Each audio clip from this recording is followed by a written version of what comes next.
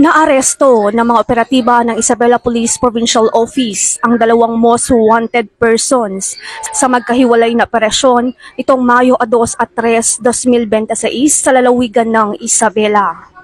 Sa Barangay Rizal Rojas, Isabela, alas 10 ng umaga nitong Mayo 2, naaresto si alias Lucas, 31 anyos, top 6 most wanted person sa kasong 2 bilang ng rape at 2 sexual assault sa ilalim ng Article 266 at Article 266A ng Revised Penal Code kaugnay ng RA 7610.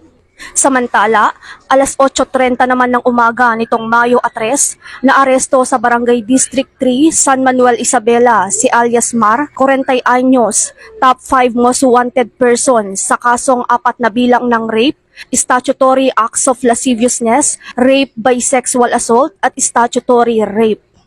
Pinangunahan ng Rojas at San Manuel Municipal Police Station ng operasyon, katuwang iba pang unit ng IPPO at Police Regional Office 2. Ang mga warrant of arrest ay inisyu ng Regional Trial Court, Branch 23, Rojas, Isabela. Naipabatid naman sa mga akusado ang kanilang mga karapatan alinsunod sa Miranda Doctrine at isinagawa ang dokumentasyon sa himpilan bago ang turnover sa korte.